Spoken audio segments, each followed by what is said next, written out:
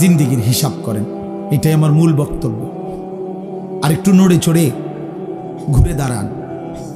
ছেলেরা, বাপ, ফিরে আসো তুমি আল্লাহর দিকে, কোরআনের দিকে, নামাজের দিকে, সেজদার দিকে। এই কপাল পৃথিবীর কোনো কামাইতে লাগে না। খেয়াল করে দেখেন, উপার্জনের পৃথিবীতে মানুষ দেশে থাকুক আর বিদেশ থাকুক, চাকরি করুক আর ব্যবসায়ী করুক, ক্ষেত খামারে কাম করুক আর দিন মজুরি করুক, মাড়ি কাটুক আর যাই করুক, কপাল কোনো কামে লাগায় না। বুঝো না হিসাব? কপাল কি লাগায় না? কোনো কাজে লাগায় না। কপাল শুধুই সেজদার জন্য। কপাল শুধুই সেজদার জন্য, শুধুই সেজদার জন্য। কপাল শুধুই সেজদার জন্য। কিসের জন্য? আল্লাহ বলছেন এটা বানাইছি সেজদার জন্য। এই জন্য যে কপালে সেজদা নাই, আল্লাহ যেন বলেছে যে ওই মানুষের বাচ্চা না, ওই জানোয়ার। জানোয়ার। এজন্য দোস্ত, কেন নামাজ পড়ো না? কেন সেজদা করো না? কেন আল্লাহকে ডাকো না? মাদেরকে জিজ্ঞেস করেন, বোনদেরকে জিজ্ঞাসা করেন, কেন আল্লাহর হুকুম প্রতিনিয়ত লঙ্ঘন করছি? কেন বোনেরা বেপর্দা? কেন মায়েরা বেপর্দা? মাকে বলেন, বোনকে বলেন, জিজ্ঞেস করেন নিজের বিবিকে, রাস্তার এই পুরুষদেরকে তোমার শরীর যৌবন দেখাইয়া কি অর্জন হয়েছে বলো? কয় টাকা কামাই হয়েছে? দুনিয়ারে বা কি পাইলা? আখিরাতের বা কি পাইলা? তোমরা একটা ছেলে বলো, বাবা, নারী আর ছবি আর উলঙ্গ দৃশ্য দেখে দুনিয়ার কি পাইলা আর আখিরাতের কি পাইলা? আখিরাত তো কিছুই নাই, দুনিয়াও তো কিছু নাই। শরীর যৌবন, নিজের সক্ষমতা নষ্ট করা ছাড়া আর কি? আর কি ভাইয়া? এই জন্য আমি অনুরোধ করছি আপনাদের কাছে, আমরা যদি প্রত্যেকেই ভাবি আমরা ইমানদার, আমরা মুসলমান, আমাদের জিন্দেগি আখিরাত। আর এই আখিরাতের সবচেয়ে বড় ফিকির যদি আমার বিবেকে ঢোকে যে আসলে আমার জীবন আখিরাতের জন্য, আমারে আল্লাহ বানাইছেন আখিরাতের জন্য, আমারে আল্লাহ ঈমান দিয়েছেন জান্নাত দেওয়ার জন্য, তাহলে আমাদের জন্য সর্বশ্রেষ্ঠ নিজের জীবন গঠন, আখিরাত গঠন, জান্নাত অর্জন, জাহান্নাম থেকে মুক্তির সর্বশ্রেষ্ঠ মৌসুম মাহে রমজান। হাদিসের মধ্যে আছে, আল্লাহ নবী সাল্লাল্লাহু আলাইহি ওয়াসাল্লাম বলছেন, আল কাইয়িসু মান দানা নাফসাহু ওয়া আমিলা লিমা বা'দাল মাউত। নবীজি বলেন, বুদ্ধিমান সে যে নিজের হিসাব করে এবং মৃত্যু পরবর্তীর জন্য আমল করে। অর্থাৎ প্রতিনিয়ত যে নিজের জিন্দেগির হিসাব রাখে, আজ আমার আখিরাতের অর্জন কেমন, আজ আমার দুনিয়ার প্রয়োজন পূরণ হলো কদ্দুর, আজ আমার আখিরাতের জন্য পুঁজি সংগ্রহ হলো কদ্দুর। এতটুকু বিবেক, অনুভূতি, বিচার বিশ্লেষণ যার নাই, তো সে বোকা, নির্বোধ, আহাম্মক। কোরআনুল কারীমের মধ্যে আল্লাহ তাআলা বলছেন, ওয়ালতানজুর নাফসুম মা কদ্দামাত লিগাদ। প্রত্যেকটা ইমানদারকে আল্লাহ তাআলা বলছেন, ইমানদার তুমি লক্ষ্য করো, হিসাব করো, আজকের দুনিয়া থেকে আগামীকালকের আখিরাতের জন্য তুমি কি পাঠিয়েছ, এটা হিসাব করো। তোমার হিসাব যদি তুমি না করো, কে করবে? নিজের ভালো, নিজের ভাবনা, নিজের বুঝ যদি কারো না বুঝে আসে, কে ভাববে? কে ভাববে? আমাকে নিয়ে ভাববে কে? এই পৃথিবীর সবাই তো ব্যস্ত, সবাই সবার জায়গায় কিছু না কিছু কম বেশি, দরকারি বেদরকারি, প্রয়োজনীয় অপ্রয়োজনীয় কোনো না কোনো কাজে ব্যস্ত। সময় ঠিকই যাচ্ছে, হয় ঘুমে, নয় অবহেলায়, নয় অলসতায়, নয় পরিশ্রমে, একটা না একটা কিছু কইরা সময় তো চলে যাচ্ছে। কার হিসাব কে নিবে? কার জিন্দেগির খবর কে রাখবে? এজন্য বলে যে হাসিবু ক্বাবলা আন তুহাসাবু। আল্লাহ পাক তোমার হিসাব নেওয়ার আগে তুমি নিজের হিসাব নাও, তুমি নিজের হিসাব নাও। এজন্য মনোযোগ জরুরি, মনোযোগ জরুরি। আন্তরিকতা নিয়ে শুনলে ধীরে ধীরে বিবেক জাগে। একদিনে মানুষ বদলায় না, কিন্তু ধীরে ধীরে শুনতে শুনতে একটা সময় জিন্দেগি বদলায়। একটা পাথরের উপরেও যদি ধারাবাহিক পানি পড়ে, বৃষ্টির ফোঁটা, একটা সময় এই শক্ত পাথরের মধ্যে একটু ছিদ্র হয়ে যায়, ডাইবা যায়। তাইলে আল্লাহর কোরআন, আল্লাহর কথা, আল্লাহর কালাম আমাদের জন্য, নওজোয়ান ভাই, কিশোর ছেলে, তোমাদের জন্য বাবা, সব সময়ই যদি আল্লাহর কথাকে প্রত্যাখ্যান করো, শুনবা কখন? কোনো সময়ই যদি কোরআন তোমার গায়ে না লাগে, তোমার বিবেকে না লাগে, তো শুনবা কখন ভাই? আল্লাহর কোরআন কি কখনোই তোমার জন্য আগ্রহের বস্তু হবে না? কোনো সময় মনোযোগ আসবে না? কোরআন শরীফে আছে, ফাবি আইয়ি হাদিসিন বাদাহু ইউমিনুন। আল্লাহ বলে, বান্দা, কোরআনের চাইতে দামি আর কোন কথা বললে তুমি বিশ্বাস করতে? বলো, এর চাইতে দামি আর কি বলতাম আমি আল্লাহ? আমি আল্লাহ বলেছি, সর্বশ্রেষ্ঠ ফেরেশতা জিব্রাইলের মাধ্যমে পাঠিয়েছি, সর্বশ্রেষ্ঠ রাসূল আমার প্রিয় বন্ধুর কাছে পাঠিয়েছি। 23 বছর আমি আল্লাহ বলছি, 30 পারা কোরআন নাজিল করেছি। এরপরে আর কি বলতাম আমি? কিভাবে বলতাম? এর চাইতে দামি, এর চাইতে শ্রেষ্ঠ আর কোন কথা বললে তুমি মেনে নিতে? কোরআন শরীফে আল্লাহ জানতে চাইছে আমাদের কাছে। এই জন্য দোস্ত, এই জন্য বাপ, খুব লম্বা বয়ান করার মতো সময় সুযোগ আমার কাছে নাই। আমি প্রথম অনুরোধ করলাম, মনোযোগ থাকা দরকার। আমার বয়ান হোক আর যার বয়ানই হোক, নিজ মহল্লার ইমাম সাহেবের বয়ান হোক আর একেবারে সাঁদের দেশের হুজুর হোক, যে মনোযোগী হয় তার জিন্দেগি বদলায়। মনোযোগী না হলে গাফেল, তো আপনার জন্য কাবা শরীফের ইমাম আনলেই কি? আপনার জন্য মদিনার মসজিদে নববীর ইমাম সাহেব আনলেই কি? আপনার তো সিদ্ধান্ত পরিবর্তন হবেন না। তাইলে পৃথিবীর সবচেয়ে বড় হুজুর আনলেই কি হবে আর না হবে? যে সিদ্ধান্তই নিছে যে আমি ফজরের নামাজ পড়ব না, তো তার জন্য হুজুর বদলাই লাভ কি? যে সিদ্ধান্তই নিছে আমি হালাল খাবো না, আমি সুদ কিস্তি এটা ছাড়বো না, এটা আমার সিদ্ধান্ত, তাইলে তার জন্য হুজুর বদলাইয়া লাভ কি? বড় থেকে বড় হুজুর এনে লাভ কি ভাইয়া, যদি আমার দিল উল্টানো থাকে? এই যে হাদিসের মধ্যে আছে, আল্লাহ ভাই বুট খায়ও না, বুট খায় না, মনোযোগ দাও। ছেলেরা, আমি আবারও বলছি ভাইয়া, পরস্পর কথা বলো না। ফালতু অভ্যাস ছাড়তে না পারলে তুমি উঠে যাও, আমার কোনো মানা নেই। আমি কথাই বলবো অল্প একটু। দোস্ত, মনোযোগ না দিলে তুমি বাহিরে ঘোরো, আমার কোনো অসুবিধা নাই। বললাম, আমি ব্যক্তিগতভাবে শ্রোতা গুণী না, এটা আমার কোনো সময়ের মাথা ব্যথা না। ছোট বড় সব মাহফিলে আমি সমান তালে বয়ান করি, এটা আমার আজীবনের অভ্যাস। আলহামদুলিল্লাহ, এই অঞ্চলটা আমার পায়ে হাঁটা অঞ্চল। এখন না আমি আসছি গাড়িতে, কিন্তু আমি তো এগুলো পায়ে হেঁটেই আসছি। তাইলে যখন আমার আরো ছোট ছোট মাহফিল ছিল, তখনও আমি 3-4 ঘন্টা বয়ান করে গেছি। ব্যস্ততার কারণে সময় মিলানো যায় না, এতটুকুই সমস্যা, আর কিছু না। জোহরের পর থেকে বয়ান শুরু হয়েছে, এখনো চলতেছে, আরো বয়ান আছে। হ্যাঁ, মুরাদনগর আবারও বয়ান আছে। এটা এমনি বললাম, অর্থ হইল আল্লাহর জন্য বলতে থাকা।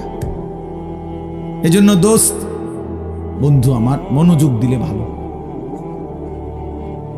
জীবনটা সবসময় একরকম খামখেয়ালি, গাফলতি, অবহেলায় চলে গেল, তো রাত তো আর ফিরবে না, দিন তো আর ফিরবে না, এই সময় আর হবে না।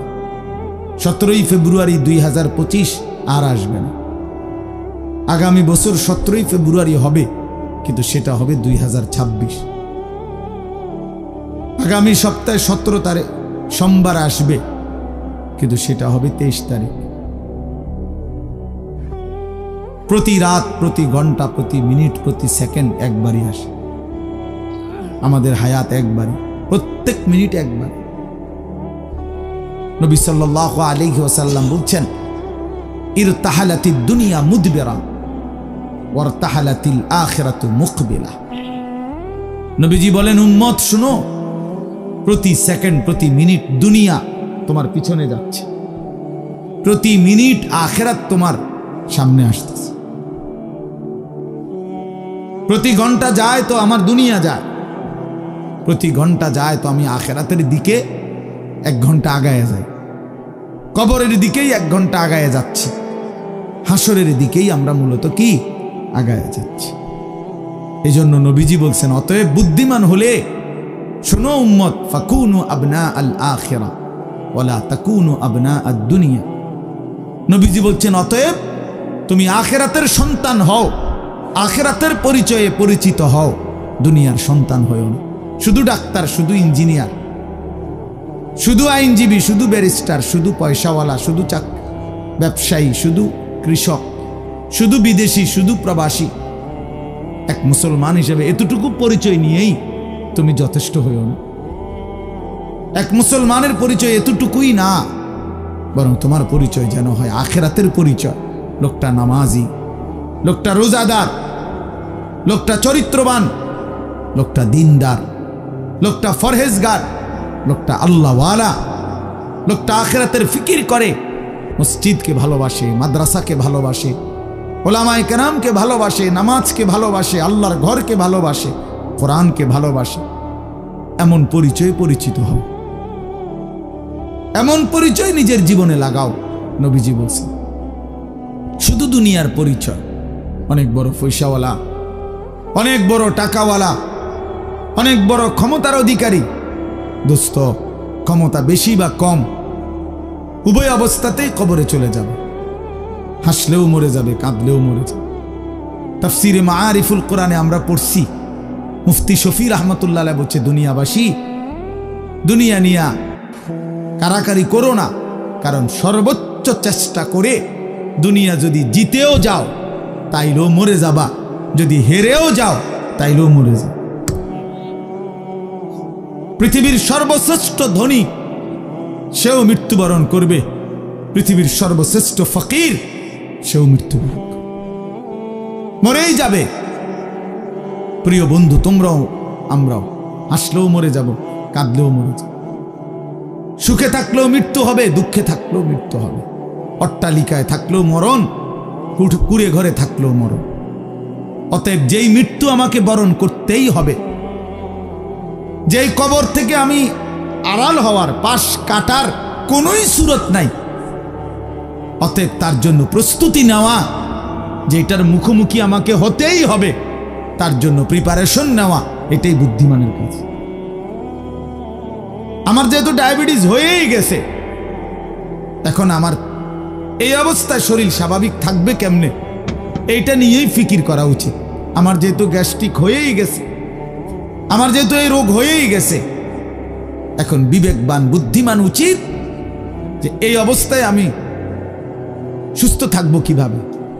ঠিক মনে করেন এরকম, আমাকে যেহেতু কবরে যেতেই হবে, আমাকে যেহেতু মরতেই হবে, অতএব এখানে উচিত বিবেক দিয়ে যে অতএব আমাকে কবরে ভালো থাকবো কিভাবে তার ফিকির।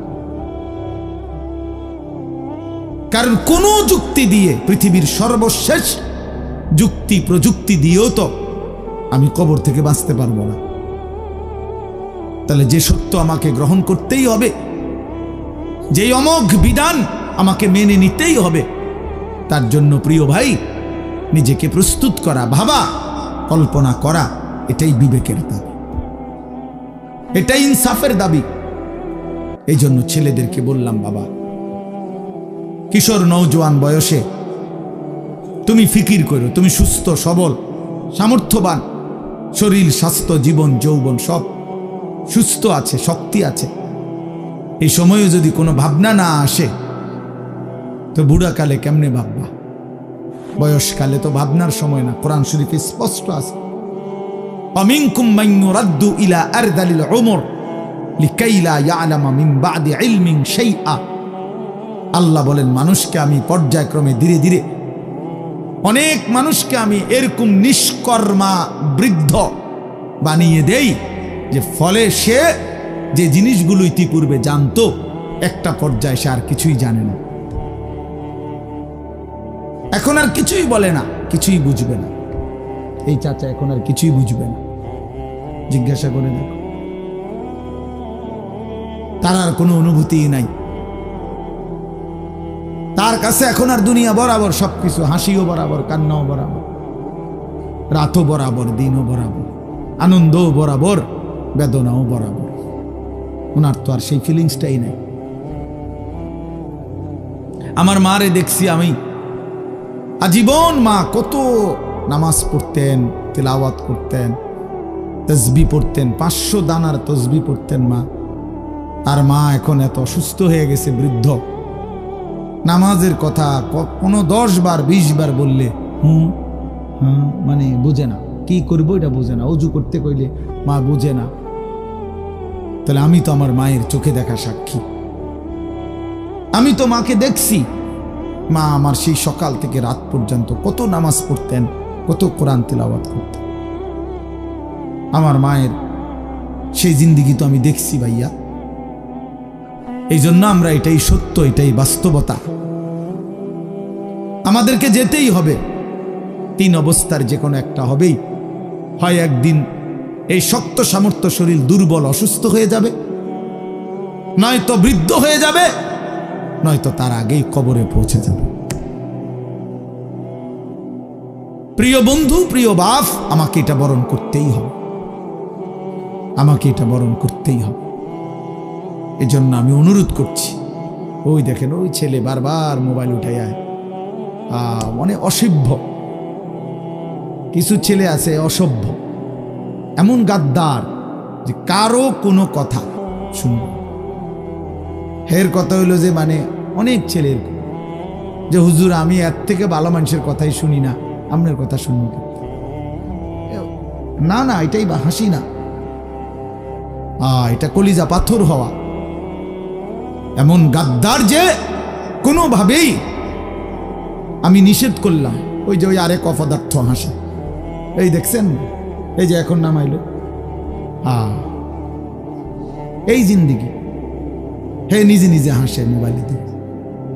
মানে কাকে বলে, কেন বলে, কি জন্য, আমার এত কিছু, আমি এবং আমার মোবাইল, পৃথিবীতে এরপরে আর কিছু আছে বা নাই এটা আমার জানার বিষয়।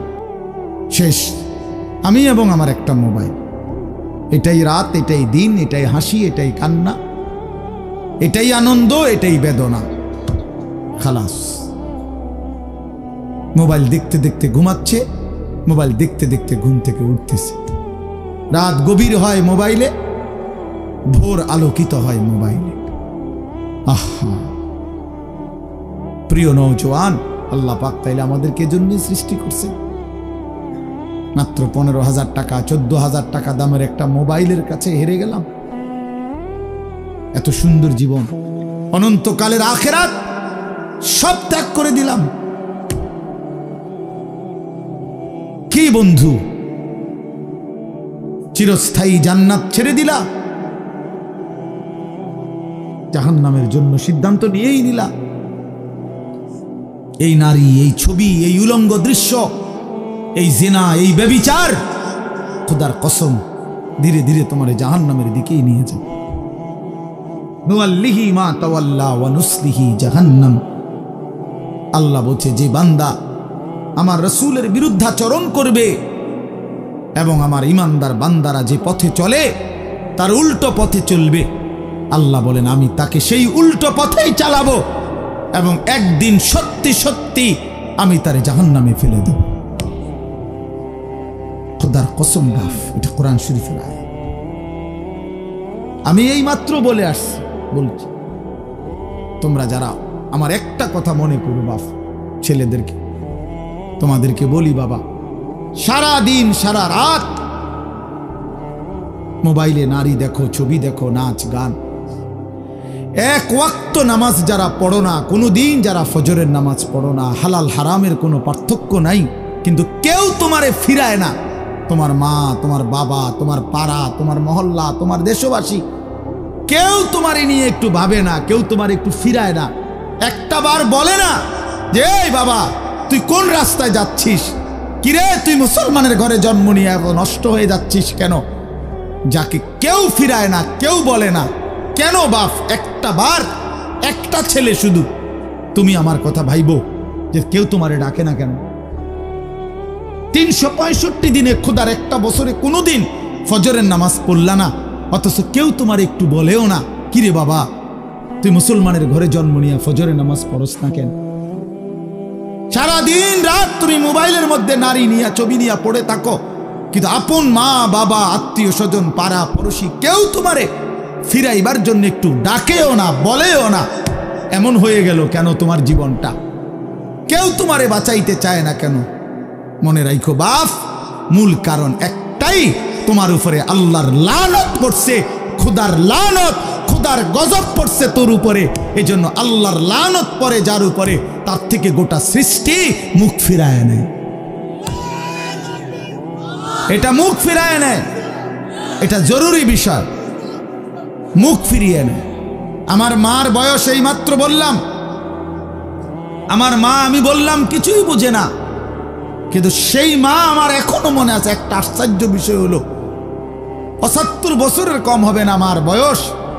মা আমার এখনো আমারে বলে, আমারে দেখলে বলে বা আমগরে বলে, আমার 44 বছর বয়স, আমার 4টা সন্তান আছে। আমি আজকে 21 বছরের চাইতে বেশি ওয়াজ মাহফিলে যাই, আলহামদুলিল্লাহ, আল্লাহর দয়া। কিন্তু কসম আল্লাহর, মা এখনো আমারে বলে, ফুত নামাজ পড়ছো না, নামাজ পড়ছো না। আমারে সব সময় বলে, মা ফুত চাইও মানুষের কত আনে মাহফিলে যাও, মানুষের লগে চাইও টাকা পয়সা লইয়া, ঝামেলা করো না। কতবার যে কইছে এই কথা এটা মা আমারে আমার জীবনে। কিরে বেটা, আমার 75 বছরের মা তো, আমি 44 বছরের ছেলে, আমি আমারে আজও ডাকে, তোরে কেন ডাকে না? তোর উপরে কোন খোদার লানত পড়ছে বেটা? এই জন্য তো অব্যাহত ভাবে চোখের সামনে ছেলেটা চরিত্রহীন হয়ে যাচ্ছে, লম্পট হয়ে যাচ্ছে, এক ওয়াক্ত নামাজ পড়ে না, কেউ তারে ডাকে না। আহা, কেন এমন হয়ে গেল বাপ? তুমি এত বড় বঞ্চিত হইলা কেন? বলো ভাইয়া, তুমি মনে করছো তুমি সুখের সাগরে হাবুডুবু খাচ্ছ? না ভাইয়া, তুমি তো ধ্বংসের সাগরে হাবুডুবু। তুমি তো ভাবছো তুমি বড় মজায় আছো, তোমার মাথার উপরে কারো ছায়া নাই। আসলে তো তোমার উপরে খোদার লানত, এই জন্য কেউ তোমারে ফিরাইবার চাচ্ছে না। এই জন্য বিবেক থাকলে আমার এই কথা ভাইব, বিবেক থাকলে, বিবেক থাকলে ভাইব।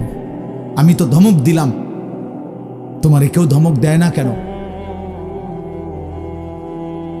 কেন ধমক দেয় না? তোমারে কেউ ফিরায় না কেন?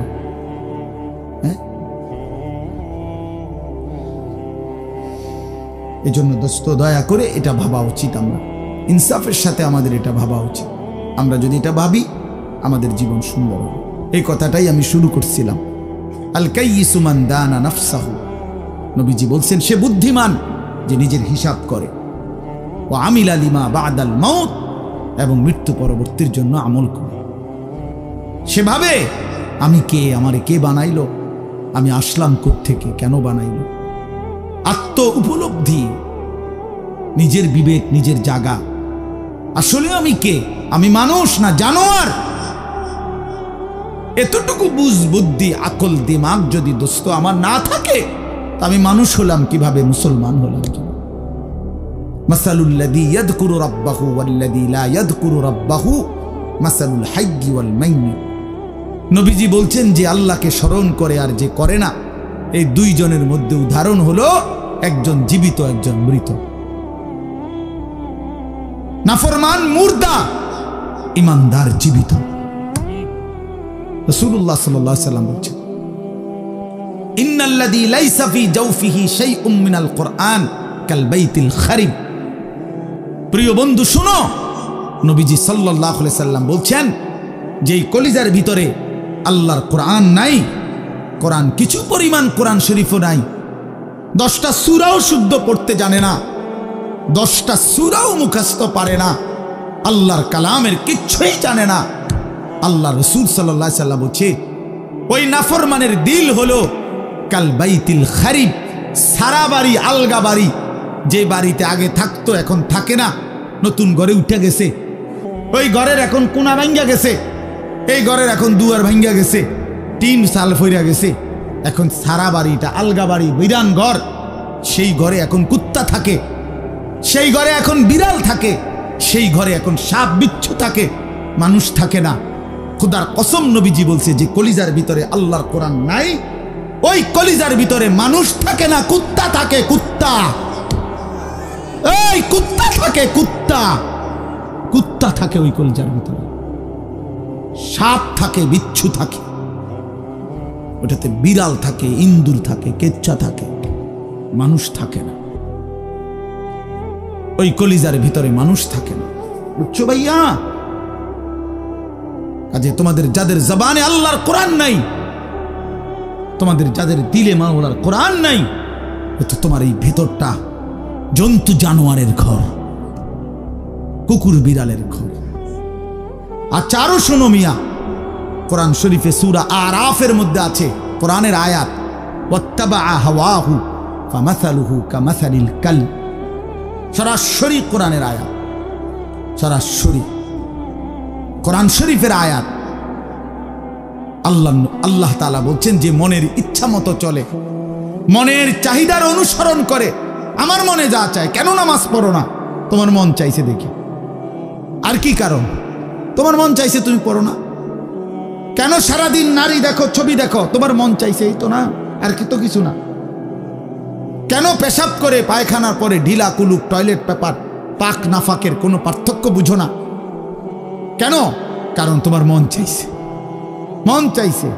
রাতের বাইজা গেছে ৩টা, তুমি ঘুমাও না। দিনের বাইজা গেছে 10টা, তুমি ঘুম থেকে ওঠো না। কারণ তোমার ইচ্ছা, তোমার মনে যা চাইছে তা। আল্লাহর কসম বাপ, আমার কথায় রাগ করো না। আল্লাহ তাআলা কোরআনে বলছে এরকম মনের ইচ্ছার যে অনুসরণ করে, মনের যা চায় তাই করে, আল্লাহ বলছে তার উদাহরণ হলো কামাসালিল কালব, কুত্তার মতো, কুত্তার মতো, কুত্তার মতো, কুত্তার মতো, কুত্তার মতো। এই নামাজি বেনামাজি বেহায়া, মনে রাখিস তোর জিন্দিগি কুত্তার জিন্দিগি। তোদের যাদের কপালে সেজদা নাই, তোমাদের জীবন কুত্তার জীবন, মনে রাখো। কুকুরের জীবন এটা। কামাসালিল কালব। কই হারুন, কই কও কামাসালিল কালব, কালব অর্থ কি কও? বলো, এরা তো সব আমার ছাত্র। হারুন, এই যে রবি, বলো। কামাসালিল কালব, কুকুরের মতো আল্লাহ বলছে কোরআন। এ তো কোনো ব্যাখ্যার কিছু নাই যে এক হুজুর কইছে এটা, আরেক হুজুর কইছে এটা, এরকম কথা বোঝেন না এমনি। এটা ব্যাখ্যার কিছু আছে এখানে? এটা তো স্বাভাবিক বাংলা, সোজা বাংলা। কামাসালিল কালব, কুকুরের মতো। ওই জিন্দিগি কুত্তার জিন্দিগি, যে জিন্দিগি নাফরমানের জিন্দিগি, নাফরমানের জীবন। এজন্য দোস্ত, রহম করো নিজের উপরে। আমার চিৎকার চেঁচামেচির একটাই মাকসাদ, সারাটা বছর আমি চিল্লাই, এই এক কথার ফেরি করি, তুমি তোমারে কদর করো। আমার বাবা, আপনাদেরকে বলি, বাবারা যারা বয়স্ক আছেন, আপনি ইনসাফের সাথে বলেন, আপনি মুসলমান, 60 বছর ধরে আপনি মুসলমান, আপনি এখনো বিড়ি সিগারেট খান, আপনি ফিরবেন কখন? বলেন বাবা। 60 বছর ধরে এখনো আপনি চা দোকানে, টেলিভিশনে নাচ গান না দেখলে আপনার রাতের ঘুম হয় না। আস্তাগফিরুল্লাহ, এত বছরেও আপনার নাফরমানি ছাড়ার সময় হয় নাই?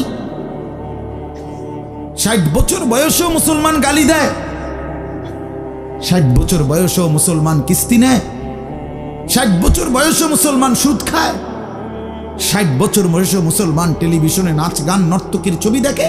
ছি ছি ছি ছি, এত নির্লজ্জ, এত বেহায়া ইমানদার বুড়া মানুষ হইতে পারে না। এত বেহায়া কোনো ইমানদার বুড়া হইতে পারে না বেটা। এটা বুঝা উচিত, এটা ভাবা উচিত। আলাম ইয়ানি লিল্লাযীনা আমানু আন তাখশা কুলুবুহুম লিযিকরিল্লাহ।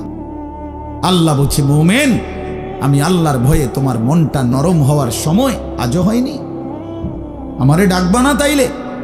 আলাম ইয়ানি লিল্লাযীনা আমানু আন তাখশা কুলুবুহুম লিযিকরিল্লাহ ওয়া মা নাযালা মিনাল হক। রব্বে কারীম বলে, বান্দা, আমার স্মরণ, আমার জিকির, আমার বন্দিগি, আমার কোরআন পড়বার জন্য তোমার মনটা নরম হওয়ার সময় আজও কি হয়নি? আল্লাহ যেন ডাক দিয়ে বলছে, যুবক, 365 দিন তো হয়ে গেল, একটা বছর চলে গেল, বান্দা কোনদিন ফজরের নামাজ পড়লা না, তাহলে কি বান্দা আর কোনদিন পড়বা না? এই ফয়সালা দিয়ে ফেললা। 30 বছর ধরে সুদ খাও বান্দা, তাহলে কি এই সিদ্ধান্তই নিলা আর কোনদিন ছাড়বা না? 20 বছর ধরে দাড়ি কাটতেছ, তাহলে কি এই ফয়সালাই নিলা যে আর কোনদিন দাড়ি রাখবা না?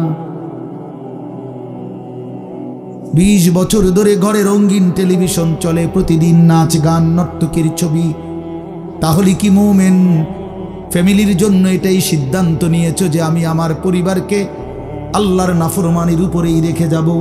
এটা কি নাফরমানি না? কথা বলেন না? তাইলে আর কোনোদিন কি ফিরবা না? আল্লাহ জানতে চাইছে, আল্লাহ জানতে চাইছে, বান্দা, সময় কি আজও হয়নি? আমারে কি ডাকবা না? আমি কি একটা সেজদা পাবো না? আল্লাহ বলেছেন, আমি তো দুনিয়া বাদ দিতে বলি নাই। ওয়ালা তানসা নাসীবাকা মিনাদ দুনিয়া, দুনিয়া ভুলে যেও না। স্ত্রী তো আমি দিয়েছি, সন্তান তো আমি দিয়েছি, এই জীবনে যা উপার্জন করছো তো আমি দিয়েছি। ওয়া ফিস সামাই রিজকুকুম ওয়া মা তুআদুন। আল্লাহ বলেন, আসমানে তোমাদের রিজিক, জমিনে না। কোথায়? ওয়া ফিস সামাই রিজকুকুম, তোমাদের রিজিক আসমানে। মা উরিদু মিনহুম মির রিজকিন ওয়া মা উরিদু আন ইউতঈমুন। আল্লাহ বলে, বান্দা, আমি তোমাদের কারো কাছ থেকে কোনো রিজিক চাই না, তোমরা কেউ আমাকে খাওয়াইতে হবে আমি এটাও চাই না। ইন্নাল্লাহা হুয়ার রাজ্জাকু যুল কুওয়াতিল মাতিন। নিশ্চয়ই আল্লাহই হচ্ছেন সুবিশাল ক্ষমতার অধিকারী, রিজিক দাতা। কায়নাতকে তো আমি খাওয়াই, আমারে তো কেউ খাওয়াইতে হয় না। সবার আশ্রয় তো আমি দেই, আমারে তো কেউ আশ্রয় দিতে হয় না, আমি তো সব করি।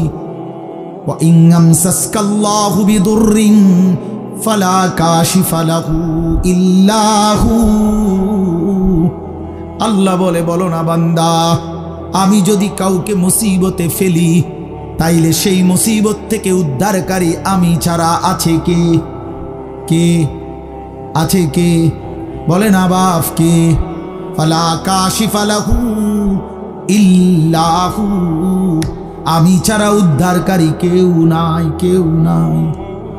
ওয়া ইন ইউরিদকা বিখাইরিন ফালা রাদ্দা লিফাদলিহি। আল্লাহ বলেন, আর আমি যদি কাউকে কল্যাণ করি, উপকার করি, তাইলে আমার কল্যাণ, আমার উপকার ঠেকায়া দিবে এমনও তো কেউ নাই। কে দিবে আমার ঠেকায়া? আমারে প্রতিহত করবে কে? ওয়া ইন মিন শাইইন ইল্লা ইনদানা খাযাইনুহু ওয়া মা নুনাজ্জিলুহু ইল্লা বিকদারিন মা'লুম। আল্লাহ বলে, বান্দা, সব কিছু আমার কাছে আছে ভান্ডারে ভান্ডারে, কিন্তু আমি জমিনে নাজিল করি পরিমাণ মতো করে। একসাথে সব আলু দিয়া দিলে রাখবা কই? একসাথে 30 বছরের পেঁয়াজ দিয়া দিলে রাখবা কই? কথা বোঝেন নাই? একসাথে 50 বছরের খাবার দিয়ে দিলে রাখবা কই? আছে তো আমার কাছে সব কিছুর ভান্ডারে ভান্ডার, আমি জমিনে দিয়ে থাকি পরিমাণ মতো করে, বিকাদারিন মালুম। ইন্না কুল্লা শাইইন খালাকনাহু বিকাদার। আল্লাহ বলেন সব কিছু আমি বানিয়েছি পরিমাণ মতো করে। জন্ম নিল কয়জন, কবরে নিলাম কয়জন, আমার হিসাব আছে। কোন সংখ্যা, জনসংখ্যা কোনো সময় বেড়ে গিয়ে ক্ষতিগ্রস্ত হবে না, আমি আছি না। বুঝেন নাই কথাটা? কোন বিজ্ঞানী বুদ্ধি দিছে, কোন পাগলে বলছে? সব পাগল মাতাল ছাড়ো, আমি আছি। ওমা মিন দাব্বাতিন ফিল আরদি ইল্লা আলাল্লাহি রিজকুহা। আল্লাহ বলে যত কিছু জমিনে বিচরণ করে সব কিছুর রিজিকের জিম্মাদারি আমি একাই আমার কাঁধে তুলে নিলাম। ওয়া ইয়ালামু মুস্তাকাররাহা ওয়া মুস্তাউদাহা। আল্লাহ বলেন আমার বান্দা, আমার সৃষ্টি, আমার মাখলুক কখন কোথায় থাকবে, শেষ পর্যন্ত কোথায় দাফন হবে, আমি সব আগের থেকেই জানি, ফয়সালা করে রেখেছি। গতকালকে আমি ছিলাম সিলেট মৌলভীবাজার, আজকে এখানে। এই জিন্দেগি আল্লাহ বলেন আমি জানি। কুল্লুম ফি কিতাবিন মুবিন। সব কিছু আমি স্পষ্ট আমলনামার মধ্যে, তাকদীরের মধ্যে লিখে রেখেছি। তাকদীরে সব আগের থেকেই ফয়সালা করা, সব আগের থেকে সিদ্ধান্ত করা। আর রিজকু মাকসুম, রিজিক বন্টন হয়ে আছে। মাথার গাম পায়ে ফেললা, পায়ের গাম যদি আবার মাথা তো উড়ান, বরাদ্দ যে দূরে দূরে উদ্দাই লাফান। আর উদ্দাই লাফান, বুঝেন নাই? যে পরিশ্রম করে তার আয় বাড়ে। তাইলে তো সব দোকানদারের বেচা কিনা সমান হইতো। একসাথে দোকান খোলে, একসাথে দোকান বন্ধ করে, কামাই সমান না কেন? বুঝেন নাই আমনে কথা? একই স্ট্যান্ডে সবার 30টা সিএনজি এখান থেকেই গেছে, এখান থেকেই আপনার এই সিরিকাইল থেকেই কোম্পানিগঞ্জ, কোম্পানিগঞ্জ থেকেই সিরিকাইল, কই সবার ইনকাম বরাবর কেন? কেন? শুধু পরিশ্রম করিলেই অর্থ আসে? না না না, আসমানের ফয়সালাতে অর্থ আসে, রবের ফয়সালা। ইন্না রাব্বি ইয়াবসুতুর রিজকা লিমান ইয়াশাউ ওয়া ইয়াকদির। আল্লাহ বলেন আমি যাকে মন চায় তাকে বেশি দেই, যাকে মন চায় তাকে কম দেই না। আমার ফয়সালা, তোমার কি? কমটাও আমার, বেশিটাও আমার, তুমি কি? আল্লাহ তারে বেশি দিলেন কেন, তো তোমারে কম দিলাম কেন? তোমারে যে কম দিলাম এটাই কেন দিলাম, তুমি এটা কও। তোমার কি যোগ্যতা? কোনটা তোমার? আসমান তোমার না জমিন তোমার? শরীর তোমার না দেহ তোমার? বুদ্ধি তোমার না চোখ তোমার না হাত তোমার? তোমার কি তা? কথা বলেন না কেন? তো সবই আমার, আমি যাকে যা মন চাই তাই দেব। তুমি কি? তুমি এনে মতামত দিবার অধিকার আছে নি আমার? তাইলে এই জন্য বাপ, বন্ধু আমার, দোস্ত আমার, সাথী আমার, সবাই রে বলি ভাইয়া জিন্দেগির হিসাব করেন। এটাই আমার মূল বক্তব্য। আর একটু নড়ে চড়ে ঘুরে দাঁড়ান। ছেলেরা, বাপ ফিরে আসো তুমি আল্লাহর দিকে, কোরআনের দিকে, নামাজের দিকে, সেজদার দিকে। এই কপাল পৃথিবীর কোনো কামাইতে লাগে না। খেয়াল করে দেখেন, উপার্জনের পৃথিবীতে মানুষ দেশে থাকুক আর বিদেশ থাকুক, চাকরি করুক আর ব্যবসায়ী করুক, ক্ষেত খামারে কাম করুক আর দিন মজুরি করুক, মাড়ি কাটুক আর যাই করুক, কপাল কোনো কামে লাগায় না। বুঝো না হিসাব? কপাল কি লাগায় না? কোনো কাজে লাগায় না। কপাল শুধুই সেজদার জন্য, কপাল শুধুই সেজদার জন্য, শুধুই সেজদার জন্য, কপাল শুধুই সেজদার জন্য। কিসের জন্য? আল্লাহ বলছেন এটা বানাইছি সেজদার জন্য। এই জন্য যে কপালে সেজদা নাই, আল্লাহ যেন বলেছে যে ওই মানুষের বাচ্চা না, ওই জানোয়ার, জানোয়ার। এই জন্য দোস্ত, কেন নামাজ পড়ো না? কেন সেজদা করো না? কেন আল্লাহকে ডাকো না? মাদেরকে জিজ্ঞেস করেন, বোনদেরকে জিজ্ঞাসা করেন, কেন আল্লাহর হুকুম প্রতিনিয়ত লঙ্ঘন করছে? কেন বোনেরা বেপর্দা? কেন মায়েরা বেপর্দা? মাকে বলেন, বোনকে বলেন, জিজ্ঞেস করেন নিজের বিবিকে, রাস্তার এই পুরুষদেরকে তোমার শরীর যৌবন দেখাইয়া কি অর্জন হয়েছে বলো, কয় টাকা কামাই হয়েছে? দুনিয়ারে বা কি পাইলা, আখেরাতের বা কি পাইলা? তোমরা একটা ছেলে বলো বাবা, নারী আর ছবি আর উলঙ্গ দৃশ্য দেখে দুনিয়ার কি পাইলা আর আখেরাতের কি পাইলা? আখেরাত তো কিছুই নাই, দুনিয়াও তো কিছু নাই। শরীর যৌবন নিজের সক্ষমতা নষ্ট করা ছাড়া আর কি? আর কি ভাইয়া? এই জন্য আমি অনুরোধ করছি আপনাদের কাছে, আমরা যদি প্রত্যেকেই ভাবি আমরা ইমানদার, আমরা মুসলমান, আমাদের জিন্দেগি আখেরাত, আর এই আখেরাতের সবচেয়ে বড় ফিকির যদি আমার বিবেকে ঢুকে যে আসলে আমার জীবন আখেরাতের জন্য, আমারে আল্লাহ বানাইছেন আখেরাতের জন্য, আমারে আল্লাহ ঈমান দিয়েছেন জান্নাত দেওয়ার জন্য, তাইলে আমাদের জন্য সর্বশ্রেষ্ঠ নিজের জীবন গঠন, আখেরাত গঠন, জান্নাত অর্জন, জাহান্নাম থেকে মুক্তির সর্বশ্রেষ্ঠ মৌসুম মাহে রমজান। কি? শাহরু রমাদান। এটাই আল্লাহ তাআলা উল্লেখ করছেন নিজে। আমি এই আয়াতটাই পড়ছি, এটা বললে আমার কথা শেষ। সূরা বাকারার 185 নম্বর আয়াত, আল্লাহ তাআলা বলেন শাহরু রমাদান।